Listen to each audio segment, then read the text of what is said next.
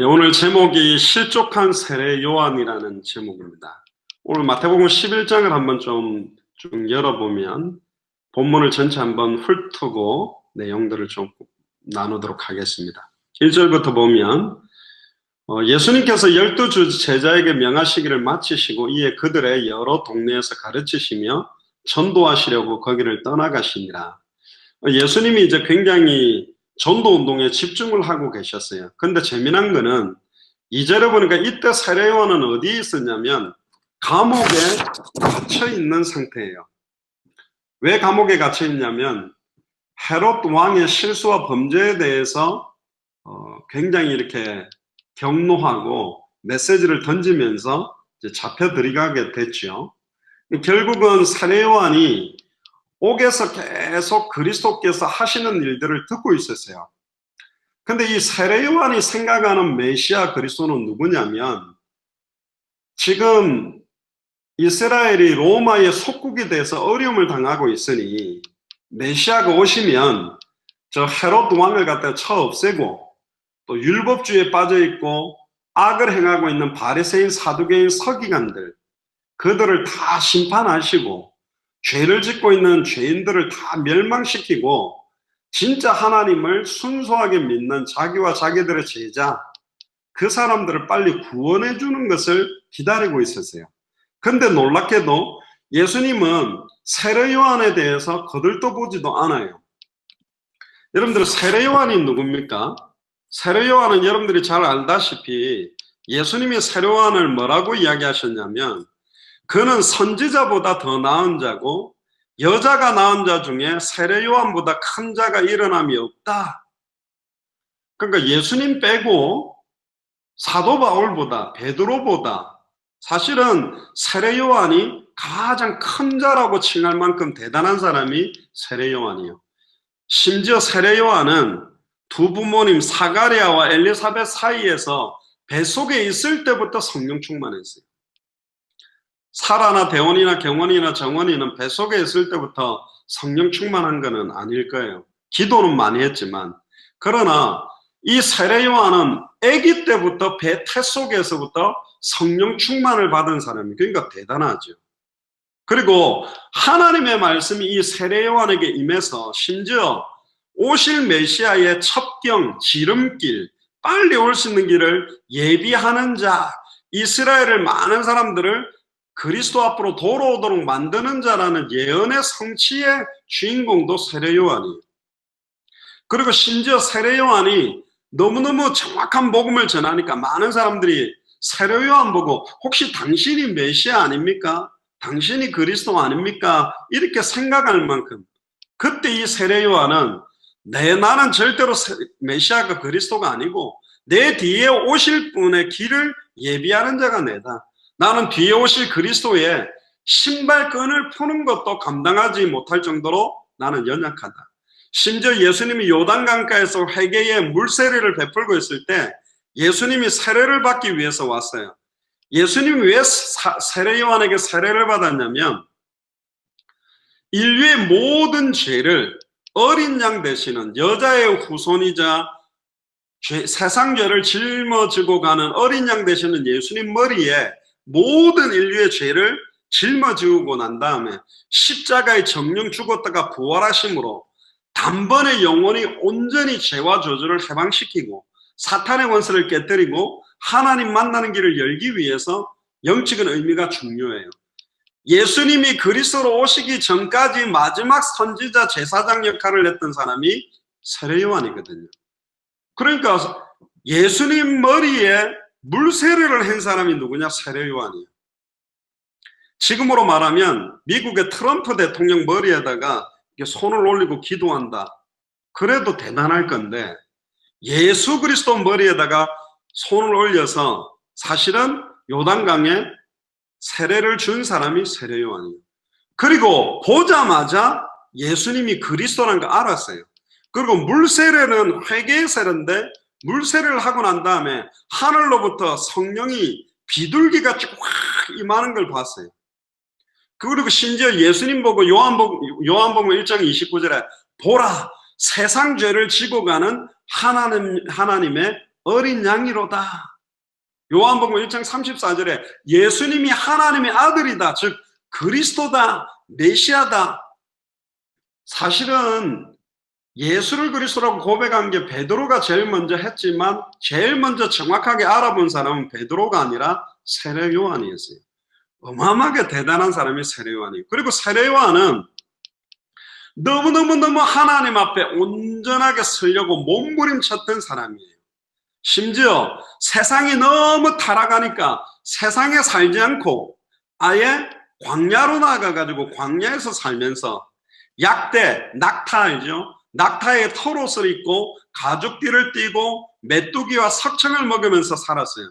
그러니까 이 세례 요한을 SNF라고 부르는데 좀 금욕주의, 세상의 쾌락 같은 거, 예를 들면 뭐 텔레비전도 안 보고 세상 노래도 안 부르고 막 세상과 이렇게 막 좋은 거는 절대로 안 하겠다. 그러니까 하나님을 온전히 기쁘게 섬기기를 원한다. 이런 마음을 갖고 있었던 사람이 세례 요한이고, 심지어 세례 요한은 예수 그리스도의 길을 예비하는 역할까지 했고, 심지어 완전히 주를 위해서 생명을 걸고 아예 바리새인 사두개인 서기관 보고 이 독사의 자식들아 회개해라, 회개의 세례를 받아라 그러면서 막 회개를 촉구하고, 심지어 헤롯 왕에게까지, 헤롯 왕이 자기 동생 빌립의 아내 헤로디아하고 결혼을 해버린 거예요.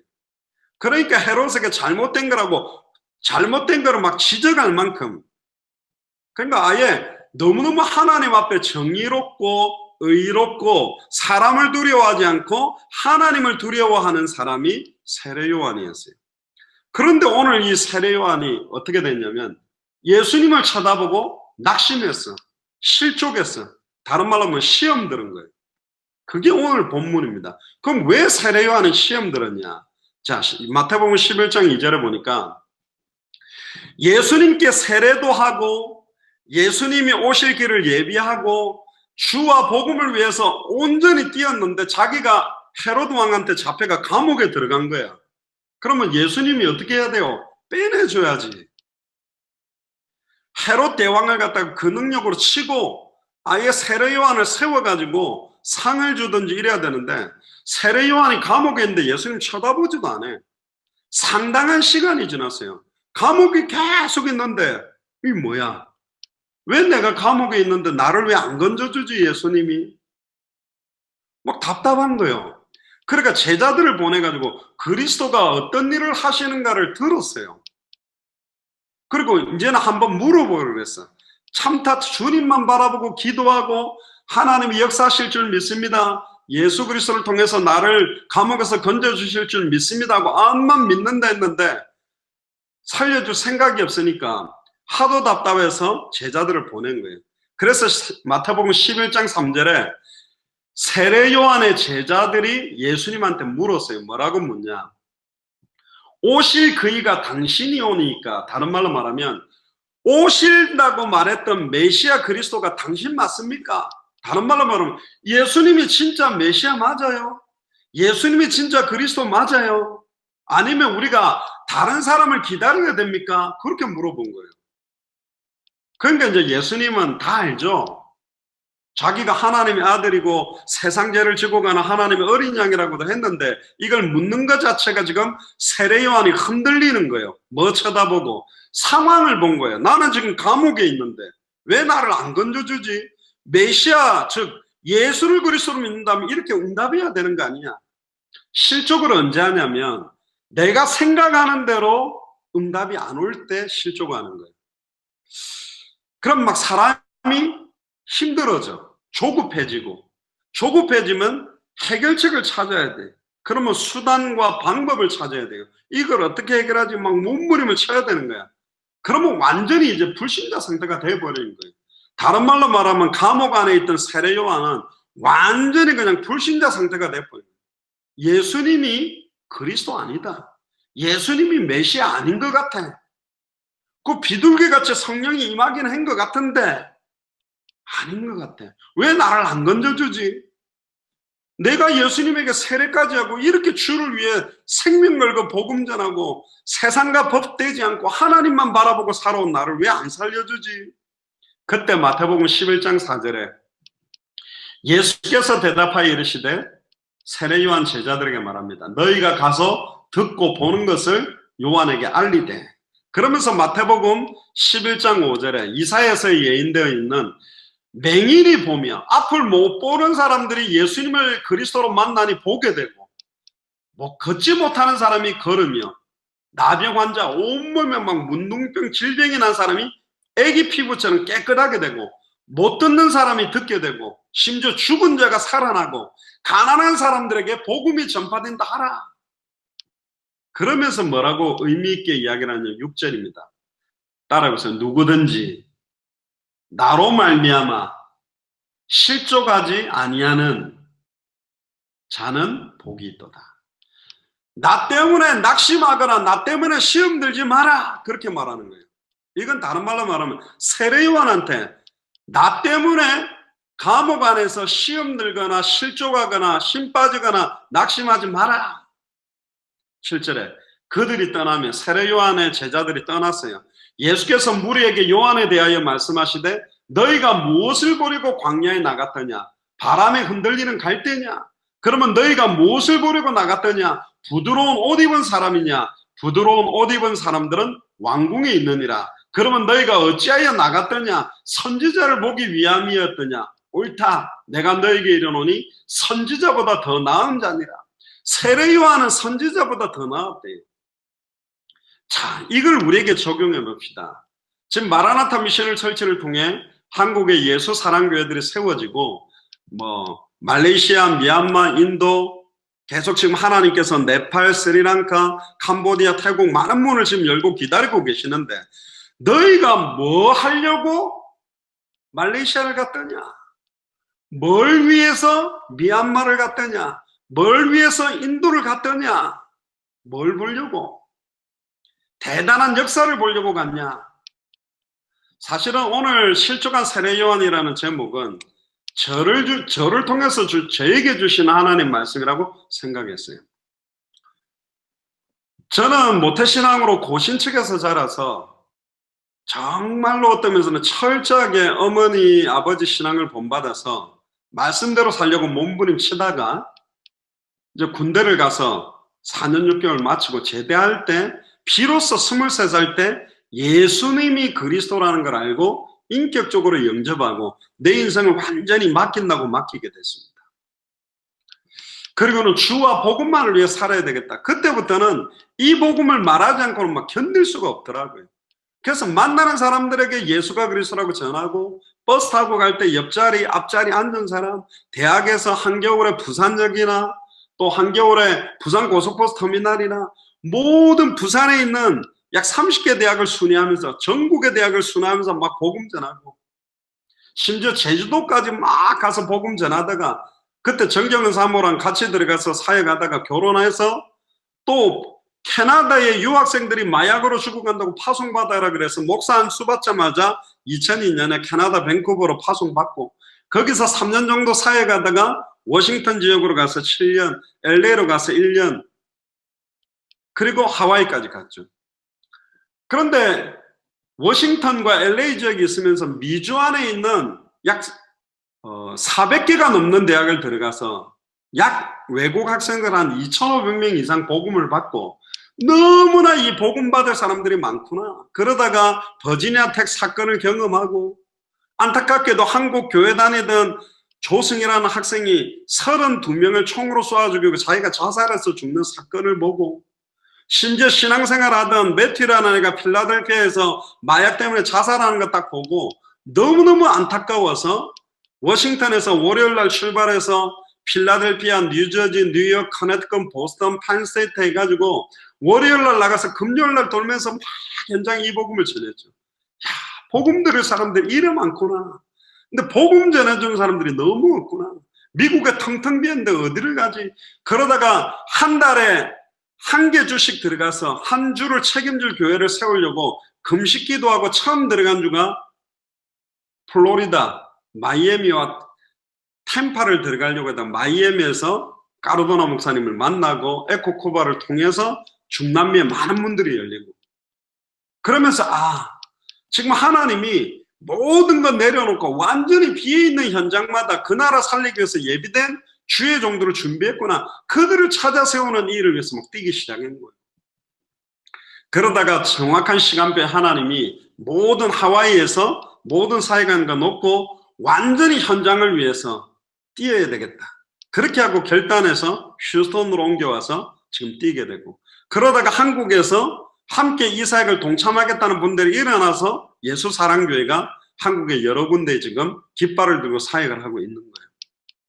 근데 왜 오늘 이야기를 하느냐? 오늘 이 말씀은 사실 저에게 주는 거예요. 네가 왜 당대 세계복마를 하려고 중남미를 갔더냐? 네가 왜 당대 세계복마를 하려고 동남아시아를 가고 있느냐? 뭘 보기 위함이냐? 솔직히 제가 하나님 앞에 좀 회개하는 게 있어요. 내가 증거를 보여야 되겠다. 진짜로 현장을 이렇게 생명 걸고 뛰면 얼마나 많은 나라들이 일어나며 얼마나 많은 역사가 일어난지를 정말 당대 세계복마에 관심 없고 이 땅에 소망을 두는 많은 주의 종들도 많고 소망 두고 있지 않는 그들 앞에 봐라, 하나님이 이렇게 역사했다 드러내기 위한 증거를 가지기 위해서 뛴 마음도 있는 것 같아요. 100% 그 맘만 갖고 뛴 건 아닌데, 그렇지, 뭔가 역사가 일어나야 돼. 이 정도면 하나님 이렇게 해야 되지 않을까? 그런데 하나님은요, 세례 요한이 생각하고 있는 방식하고 다르게 메시아의 사역, 그리스도의 사역을 이루고 가는 거예요. 세례 요한을 절대로 예수님은 건져주지 않았습니다. 놀랍게도 세례 요한은 감옥에 있다가 목이 잘려서 순교합니다.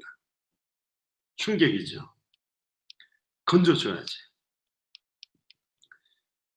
제가 그때 쿠바 사역을 이렇게 쭉 했을 때, 아놀드 목사님이 이제 쿠바 사역 여러 가지 응답받은 걸 이야기하는 중에, 그때 우리 쿠바에 쭉 들어갔던 목사님, 한국 목사님들은 너무 감사하고 뿌듯하고, 근데 뿌듯하고 감사함이 우리가 뭔가를 했다, 우리가 와서 이렇게 해가 이렇게 됐구나, 거기에 대한 뿌듯함이 있었는데, 아놀드 목사님이 자기 전도자라고 전도사님들 이렇게 교역자들을 소개하는 중에 빼짝 마르고 얼굴이 새까맣게 탄 아주머니 한 분, 그때 나이가 보니까 50대 후반인 것 같아요.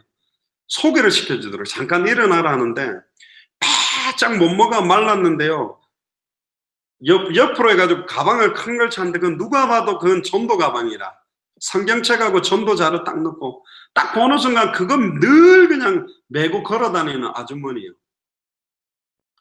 이분이 누구냐?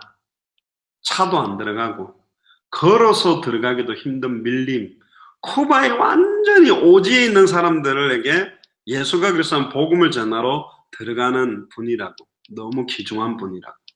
우리나라 돈으로 몇천 원밖에 안 되는 돈 가지고 한 달을 살면서 그렇게 들어간다 하더라고요. 그분이 무슨 말을 하지 않았어요. 근데 그분 소개를 딱 하고 그분 얼굴을, 모습을 보는 순간, 쿠바 복음화를 위해서 진짜 멋있는 상급은 우리가 받을 수가 없고 이분에게 씌워주겠다. 주중에 제가 한 목사님을 만났습니다. 예전에 한국에서 사역할 때 함께 뛰었던 분인데 제가 그런 이야기를 했어요. 삼척에 있었던 이야기를 했습니다. 제가 메시지할 때 가장 뜨거워지는 메시지가 뭐냐, 내가 23살 때 예수가 그리스도의 복음을 듣고 이걸 수요 예배 때 와가지고 막 3시간 반 동안 막 선포하면서 내가 무릎 꿇고, 나는 지금까지 설교를, 그때 전도사 때인데 주석을 챙겨가지고 서론볼론 결론 예와 끼워가지고 어떻게 하면 멋있게 고상하게 설교할까 이런 짓 했지, 지금 부활해서 내 안에 계신 그리스도를 선포하지 못했다. 예수가 그리스도라는 정확한 복음만을 선포해야 될 이유를 몰랐다. 근본 문제 세 가지. 인간이 하나님과 단절된 이유가 사탄에게 속아서 죄를 짓고 단절됐는데, 이 사탄을 깨뜨리실 참된 왕, 죄와 저주를 단번에 영원히 해방시키는 참제사장, 하나님과 단절된 문제를 단번에 영원히 자기 몸을 찢어서 만나기는 참선지자, 이 세 직분을 십자가 부활로 완전히 이루는 메시아 그리스도가 바로 예수다. 내게 있는 건 네게 주노니 지금 부활하신 내 안에 계신 그리스도를 선포하지 못했다. 근데 나는 이거 이야기할 때 막 회개하고 이렇게 했거든요. 그래가 조그마한 강대상 그 이번에 구정에 가니까 장상 전도사님 그 댁에 있더라고요. 그 부산 인도할 때마다 그 테이블을 쓰는 게 그 테이블인데, 쳤는데 이 소강대성이 엎어져가 그거 다시 조리고 하면서 무릎 딱 꿇고 제발 저를 용서해달라. 그리고 막 3시간 반 동안 막 뜨겁게 복음 전하고, 그때부터 완전히 복음에 미쳐서 전도했던, 그때 메시지만 하면 내 가슴은 늘 뜨거웠어요. 근데 삼척에서 그 구목사님 예수생명교회 예수사랑교회 연합예배 처음 할 때 제가 그 메시지를 딱 던지는데, 다른 사람들은 좀 은혜 받았다는데 나는 아니었어요. 완전히 이 뭐야, 왜 이게 정말로 감사와 감격으로 선포가 안 되지. 그 구목사님이 자고 가라는 거 바로 내려가겠다고 새벽 2시에 차를 삼척에서 몰고 부산까지, 왼쪽은 이제 동해안인데 내려가는 거예요. 내려가면서 너무 답답하고 괴로워서 막 그 차 안에서 외쳤어요. 예수님, 왜 내한테 은혜 안 주십니까? 왜 메시지 안 주세요? 제가 이 메시지 할 때마다, 내가 처음 주님 만났을 때 이 메시지 할 때마다 막 내 소름이 돋고 털이 반짝 쓸 정도로 너무너무 감사 감격이 넘치게 메시지 했었는데, 사도 바울도 다메섹에서 부활하신 주님 만났을 때 그 메시지를 성경에 보면 3번 그렇게 강력하게 선포했는데 제가 왜 이렇게 됐죠? 그때 계시록에 나오는 답을 계속 예수님은 내 마음에 울리게 만들었어요. 너 처음 사랑 잃어버렸다. 아니요, 제가 군대 제대하자마자 계속 복음만을 위해서 뛰지 않았습니까? 너 처음 사랑 잃어버렸다. 제가 목사 안수 받자마자 캐나다로 가서 그렇게 복음 전하자, 너 처음 사랑 잃어버렸어. 제가 워싱턴에서 필라델피아, 뉴저지, 뉴욕, 커네티컷, 보스턴 막 돌면서 전도했지 않습니까? 미국에 있는 400개 대학을 들어가면서 그렇게 복음 전했지 않습니까? 너 처음 사랑 잃어버렸다.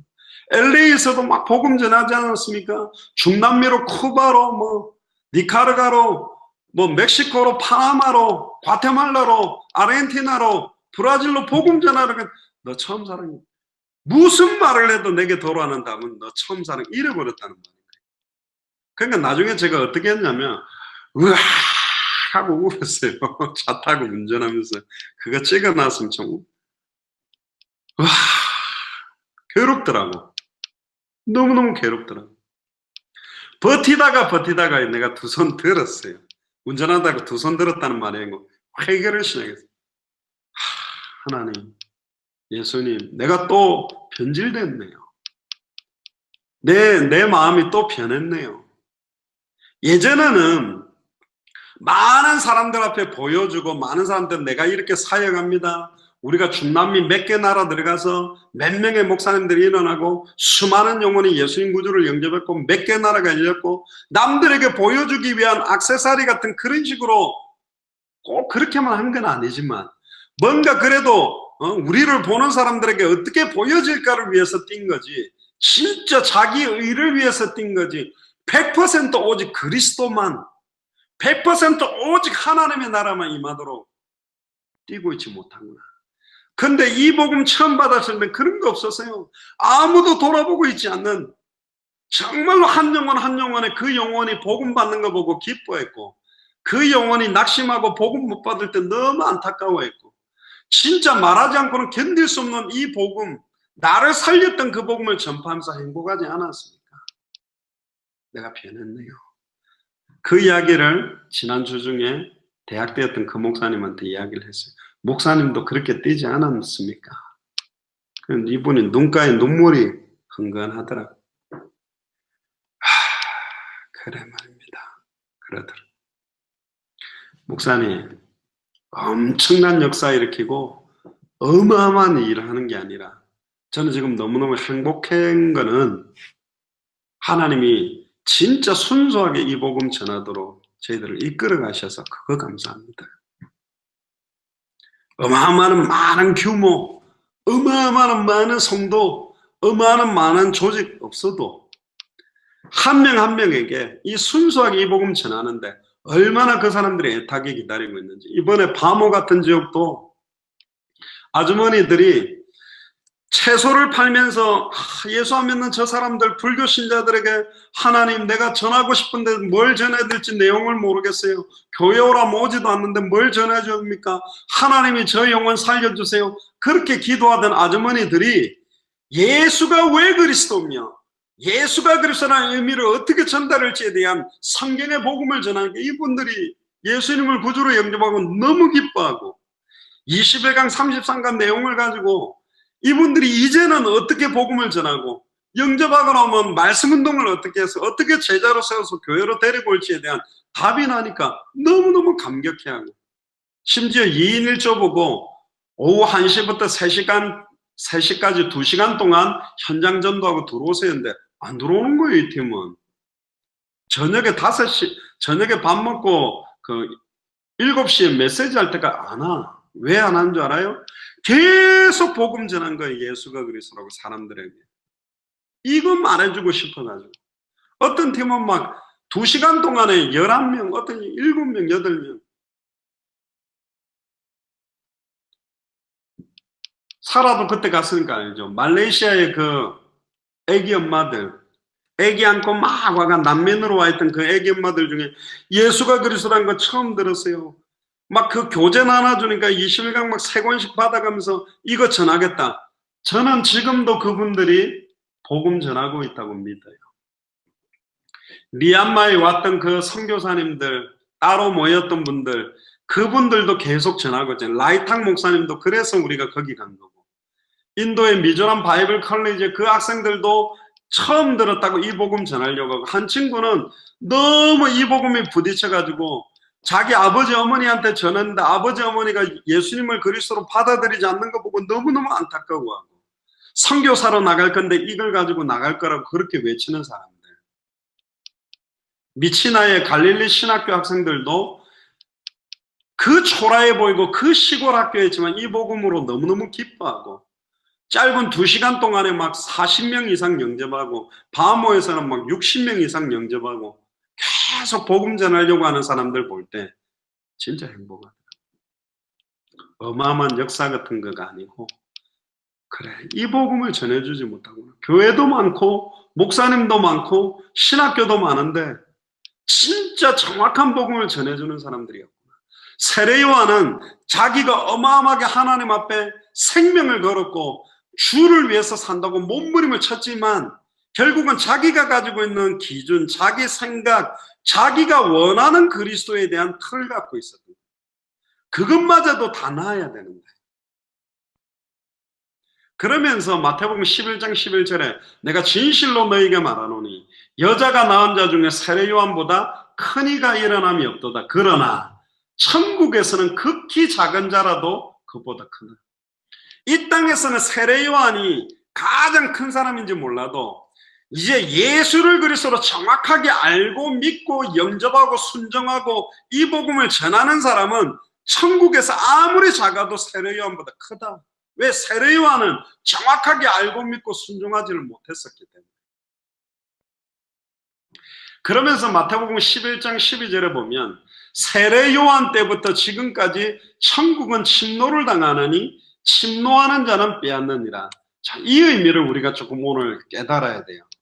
천국을 침노한다라는 말을 두 가지로 이해할 수 있어요. 첫 번째는 뭐냐면 긍정적으로 이해하는 방법인데 천국은 침노하는 자가 침노한다. 그 말은 뭐냐면 하나님께서 원하는 중요한 시간표가 있어요.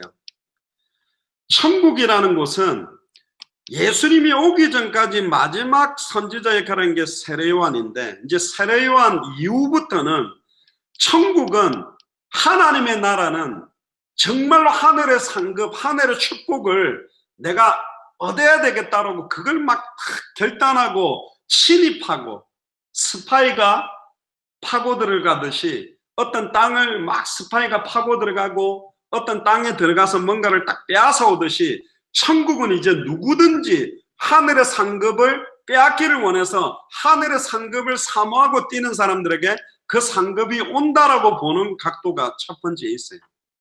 그 동사로 침노한다라는 말은 침입한다, 비아제타이라는 말인데 또 침입을 당한다라는 수동태로도 쓰고, 그 명사형은 비아스타이, 침입하는 자들, 그리고 동사화되면 하르파주신, 탈취한다, 이렇게 연결되는데, 긍정적으로 하나님의 나라를 적극적으로 막 반응하고 하나님의 나라의 상급을 내가 쌓아놓고 천국에 들어가기를 사모하는 사람들이 들어간다라는 표현도 있지만, 여기서는 반대적인 의미가 더 강해요. 그 말은 뭐냐면 하르파주신이라는 말은 언제든지 부정적이게 사용돼요. 그 말은 뭐냐면 천국은 침노당하는 자들에게 의해서 침노당한다라는 말은 뭐냐면 하나님의 나라가 그 대적 사탄에 의해서 공격을 받게 되고, 그 나라를 공격하는 자들이 그 나라에 속한 사람들에게 다양하게 고통을 준다는 거예요. 이거는 무슨 말이냐?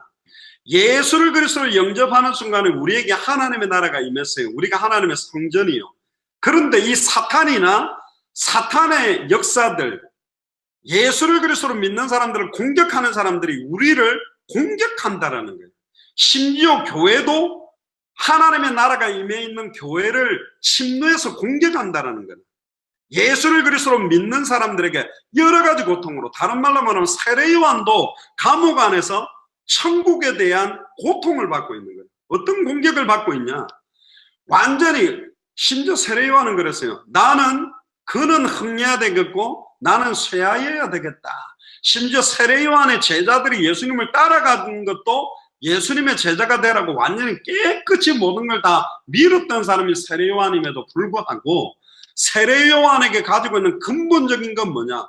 예수님이 그리스도인데 왜 저렇게 하시지? 이게 하나 안 풀리는 거예요. 2000년 전 십자가 부활로 단번에 영원히 모든 문제 끝냈다면, 또 우리가 예수가 그리스도한 복음만을 전한다면, 성경 그대로 전도한다면, 당대 세계봉화를 위해서 뛴다면 경제 축복도 오고 교회도 성도들이 갑자기 막 부흥돼 가지고 큰 교회가 되고, 마라나타 미션 철저도 막 교회가 커져서 막 터져나가고 50개 주마다 막 제자들이 막 넘쳐나야 되는 거 아니냐?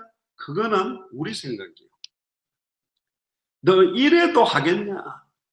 순수하게 정확한 복음을 제대로 전하는 이 일은 쉽지 않아요.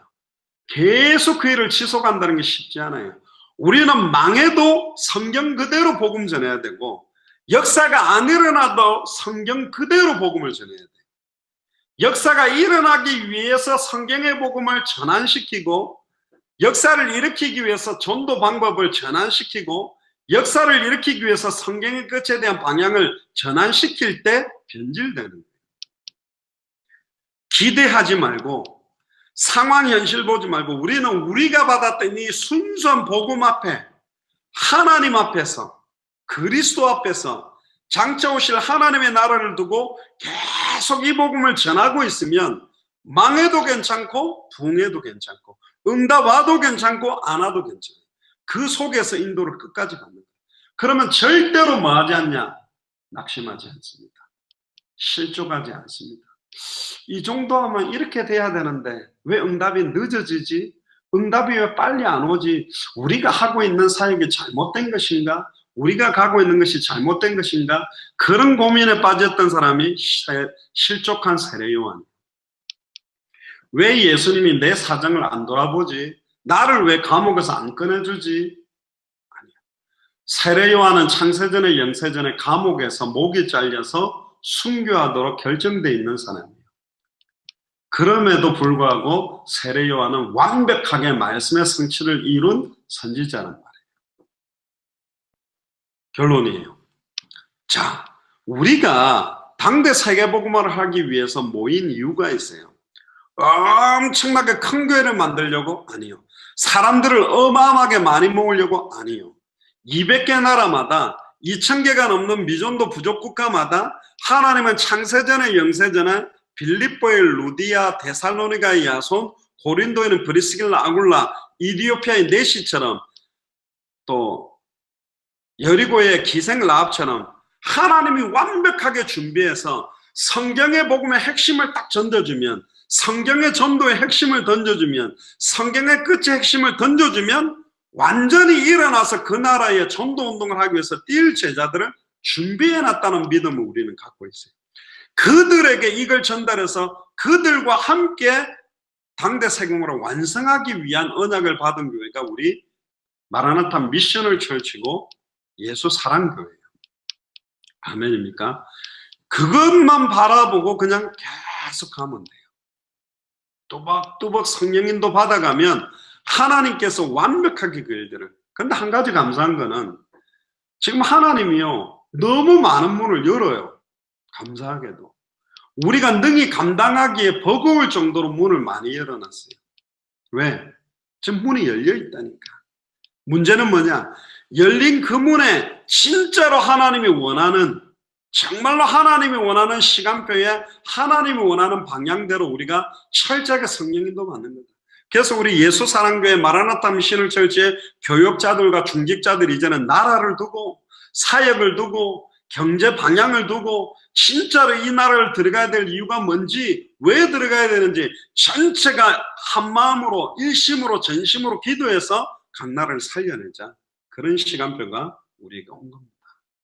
절대로 낙심하지 마세요. 특히 16절 17절에 보니까 이 세대를 무엇으로 비유할까? 비유컨대 아이들이 장터에 앉아 제 동물을 불러가로되 우리가 너희를 향하여 피리를 불어도 너희가 춤추지 않고 우리가 애곡하여도 너희가 가슴을 치지 아니하였다 함과 같도다. 그 말은 뭐냐? 정말로 중남미와 동남아시아에 이렇게 예비된 영혼들이, 수많은 영혼들이 복음받고 살아난다. 너무너무 감사하다. 안 감사하는 거예요. 이야기를 듣고도. 피리를 불면 춤을 춰야 돼. 와, 예수가 그리스도는 복음을 듣고 사람들이 이제 전도운동에 불이 붙었고 너무한다. 그래도 자기 개교의 부흥, 내꺼, 내 성도, 내꺼, 이런 사람들이 너무 많아. 현장에 복음 없어서 너무 죽어가더라. 참 안타깝다. 그래도 가슴을 치는 사람들이 얼마 없어요. 그게 마지막 때라니까. 그러나 그 현장 보고 낙심할 필요가 없어요. 하나님의 탄식을 들어야 돼요. 추수할 곡식들은 씌어졌는데 낫만 갖다 대면 추수할 수 있는데 추수할 일꾼이 없다. 주인에게 청하여 추수할 일꾼을 보내어 주소서라. 이게 우리 2018년에 마라나타 미셔널 철치와 예수 사랑교회 기도 제목이에요. 200개 나라와 2000개가 넘는 미전도 부족 국가를 살릴 추수할 일꾼을 보내주십시오. 누구든지 주의 이름을 부르면 구원받는데, 예수를 그리스도로 부르면 구원받는데 전하는 사람이 없으니 못 듣고 듣지를 못하니까 못 믿고 못 믿으니까 못 부르고 있다. 누가 나를 위해 갈고 누가 나를 위해 갈고. 그때 이사야가 아멘 주 예수여 내가 여기 있나이다. 나를 보내소서. 할렐루야. 따라해보세요. 나를 보내소서.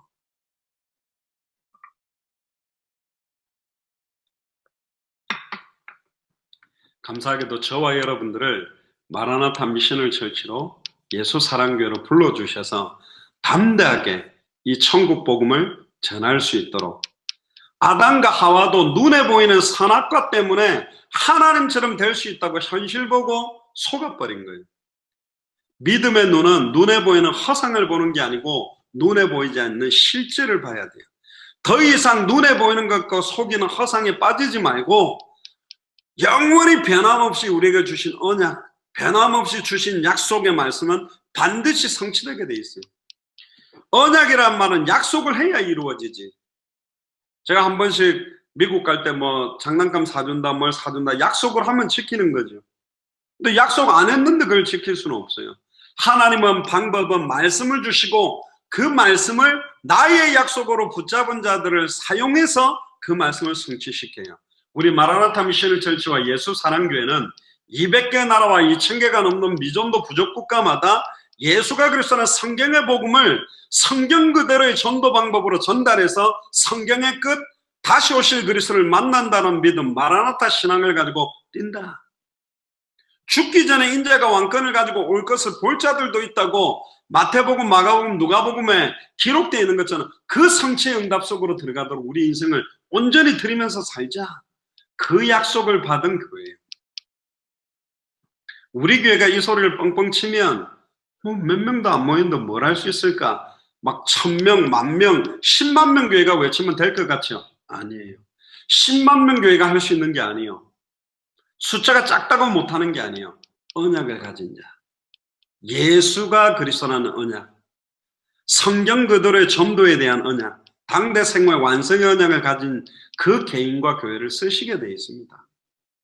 너무너무 부끄럽고 죄송하고 감사하게 저와 여러분들에게 그 언약을 주신 거예요. 믿습니까?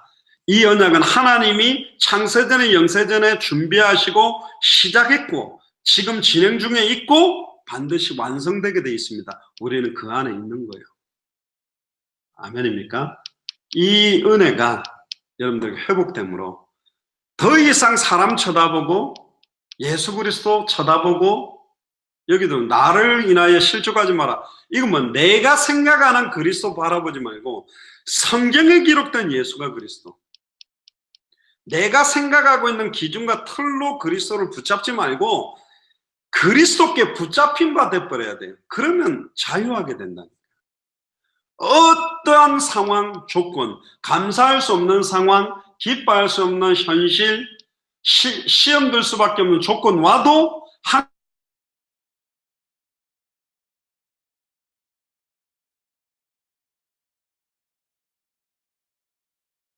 처음부터 홍해를 열어놨으면 누가 염려했을까요? 홍해를 닫아놓고 뒤에 애국 군대를 밀어붙여 봅니다.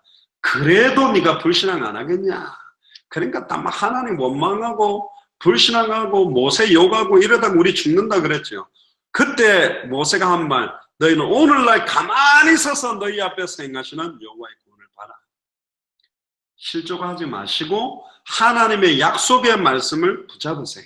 아멘입니까? 반드시 이루어지게 되어 있어요. 그 응답이 오늘부터 시작해서 주님 오실 때까지 흔들리지 않고, 혹시 흔들렸다 괜찮아, 벌떡 일어나면 돼요. 실족도 해본 사람이 빨리 일어나요. 넘어져 본 사람이 잘 일어난다니까. 될 수 있으면 넘어지지 않는데 넘어졌다 실수했다 벌떡 일어나면 돼요. 그리스도가 벌떡 일어나면 넘어지고 아이고 넘어졌어야 되는데 넘어졌다 하고 자빠져 있지 말고 일어나 버리면 된다니까. 아멘입니까? 전 너무너무 감사합니다. 단 한 번밖에 없는 생애에 우리가 살아도 주를 위해 살고 죽어도 주를 위해 죽도록 나의 달려갈 길과 주 예수께 받은 사명, 이 은혜의 복음 증언하는 일을 마치려면 내 생명을 걸어도 후회함이 없는 그런 신앙생활을 하게 해주신 하나님께 감사를 드리고, 마태복음 24장 14절에 이 천국 복음이 모든 민족에게 증언되기 위하여 온 세상에 전파되리니 그제야 끝이 오는 이 방향을 향해 우리는 정확하게 가고 있습니다. 하나님께서 앞으로 우리가 알지 못하는 크고 비밀한 일들을 보게 만드실 걸로 믿습니다. 기도하겠습니다. 주는 그리스도시요 살아계신 하나님의 아들이십니다. 하나님 감사합니다. 자기가 생각하고 자기가 가지고 있는 기준과 털로 바라봤던 세례 요한은 너무나 하나님 앞에 온전하게 산다고 했지만 실족했었습니다. 하나님, 당대 생활 완성의 끝을 보고 저희들은 가고 있습니다. 상황 현실에 일어날 수밖에 없는 수많은 사단의 속임수와 미혹에 흔들리지 않고 끝까지 정확한 성경의 복음 앞에 서게 하시며 성경 그대로 전도하게 하시며 성경의 끝을 향하여 뛸 수 있도록 마음껏 축복하여 주옵소서. 이유 있는 응답들이 필요하며 이유 있는 제자들이 세워지도록 역사하여 주옵소서. 감사를 드리며 승리하신 주 예수 그리스도 이름으로 기도드리옵나이다.